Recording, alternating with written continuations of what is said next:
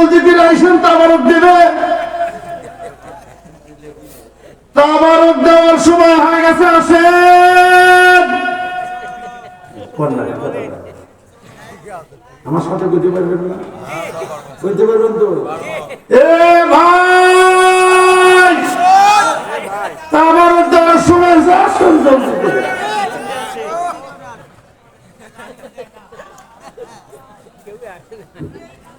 খোদার বান্দা নবীর উম্মত হওয়া চাই যাতে, নামাজ রোজা ছেড়ে দিলি,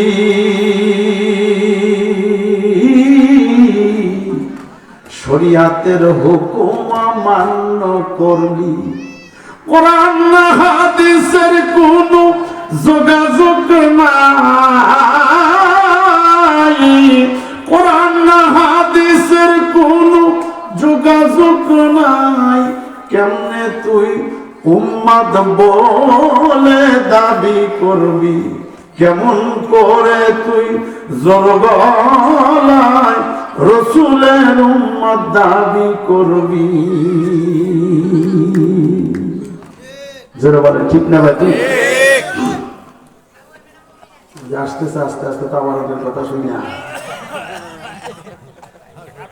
আমি জিনাই যখন গেছি ওয়াজ করতে, তো রাত 2টা বেজে গেছে, ইসালে সত্য 2টা বেজে গেছে। তো দেখি এমন কুয়াশা পড়ছে যে আমার সামনে কি আছে আর দেখা যায় না। তো মাইকালারে বলি, ভাই তুমি আসো নাকি? হুজুর আমি আসি। যখন শ্রোতারা হাসে দিছে তখন বুঝছি কিছু আছে। যখন তাবারকের কথা বলে ডাক দিছি, ও মা, আমার বসার জায়গা নেই, আমি যে বসে থাকবো আমার বসার জায়গা নেই। হায় সুবহানাল্লাহ, যদি শুনতো খালি এখানে গরু জবা হয়েছে, লোক ধরতো এখানে, মানে লোক ধরতো। আর আমার জুমার নামাজিতে আসছে বেশি লোক হয়, এক কাতারেই আসছে বেশি লোক হয়। আমি দুবাই আবুধাবি রিমাইল্যান্ড কেন্দ্রীয় মসজিদের খতিব ছিলাম 5 বছর। আমি 8টা রাষ্ট্র ঘুরছি, 8টা রাষ্ট্র, আরব কান্ট্রিতে 8টা রাষ্ট্র ঘুরছি, 1 পয়সা লাগে না। আমরা দুবাই আবুধাবি রিমাইল্যান্ড কেন্দ্রীয় মসজিদের খতিব, আমি ছিলাম। দুবাই থেকে আমরা 29 জন ইমাম আরব জাহান সফর করেছি, 3 বার 1 টাকা লাগে না। বনি ইসরাইলের 4,500 পয়গম্বরদের কবর জিয়ারত করেছি। একটু আস্তে কন্যা সুবহানাল্লাহ। হাওয়া আলাইহিস সালাম 350 বছর যে পাথরের উপর উনি বসে আছিলেন, সেই পাথরের উপর যাইয়া 2 রাকাত নামাজ পড়ছে লোহিত সাগরে। সে পাথরটা 1 হাত উঁচার উপরে আছে, পানির থেকে 1 হাত শূন্যের উপরে আছে। সুবহানাল্লাহ বলবেন না মিয়া? আর ওয়াজ তো দেই নাই, শুরুই করি নাই। এই পাথরটা আপনার মসজিদের সমতুল্য। মসজিদটা যত বড়, ঠিক মনে হয় আসছে কম বেশি বেশি হবে না, এত বড় একটা এত বড় একটা পাথর। সেই পাথরের মধ্যে আম্মা হাওয়া আলাইহিস সালামকে আল্লাহ যত্ন করে রেখে দিয়েছে 350 বছর। আদম আলাইহিস সালামকে আল্লাহ রাব্বুল আলামিন নিষেধ করে। কি নিষেধ করছে? গন্ধক তো খাইবাই না, ওই গাছের নিকটে যাওয়া যাবে। বলছিল কিনা? হাত তুলে বলেন, বলছিল কিনা? বলে নাই? কিন্তু এ কথা কি হাওয়া আলাইহিস সালাম শুনছে? শুনছে? হাওয়া আলাইহিস সালাম কিন্তু এ কথা শুনে নাই। শয়তান ইবলিস এসে বলে, আম্মা আপনার কাছে আসছে, পানি বুকে মাথায় দিয়ে জুব্বা ডুব্বা পইলা তসবি একটা সুন্দর নিয়া ইবলিস চলে আসছে আম্মা হাওয়া আলাইহিস সালামের কাছে। আয়েশা বলতেছে, আম্মা আপনার এখানে কেমন লাগে বলেন তো? বলে, জান্নাত অবশ্যই ভালো লাগে। তা আপনি এখানে থাকবেন না দুনিয়ায় নামবেন? কারণ আমি দুনিয়ায় কেন নামবো? এখানে তো খুব আরামে আছি, লড়াই নেই, ঝগড়া নাই, কথা কাটাকাটি নাই, হিংসা নাই, অহংকার নাই, আমি তো অনেক ভালো আছি।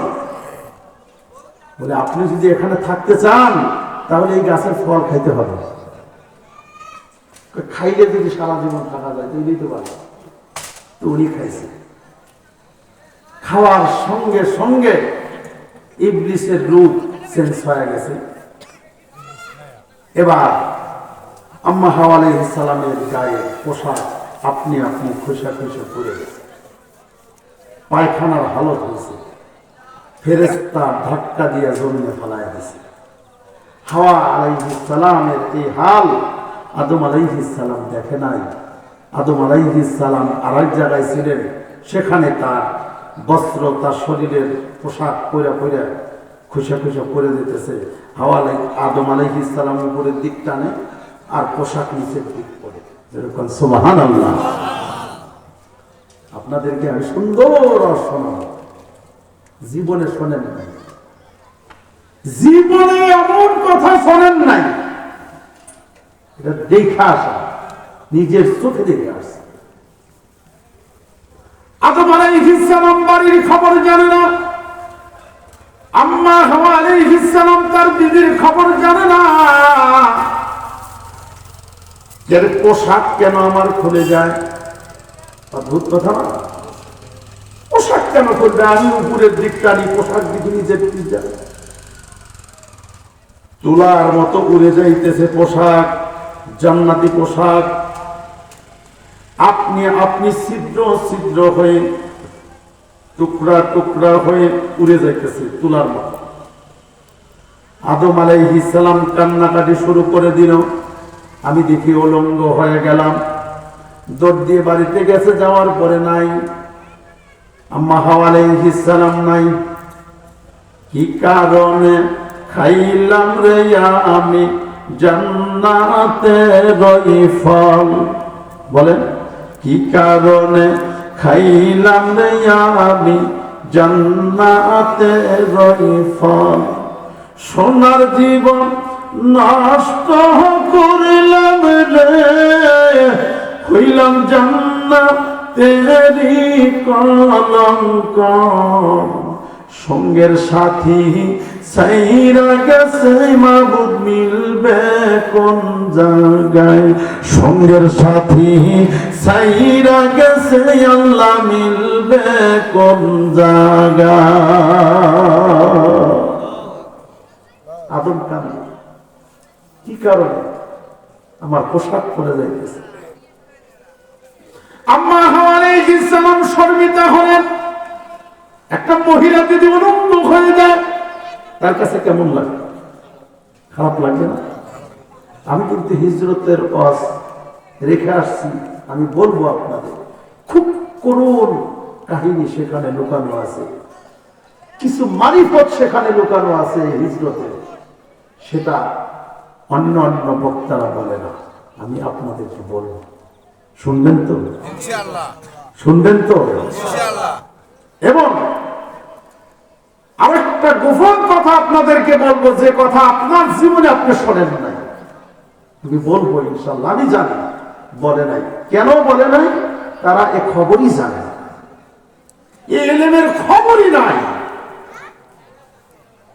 যারা সফর করে তারা বোঝে, তারা জানে।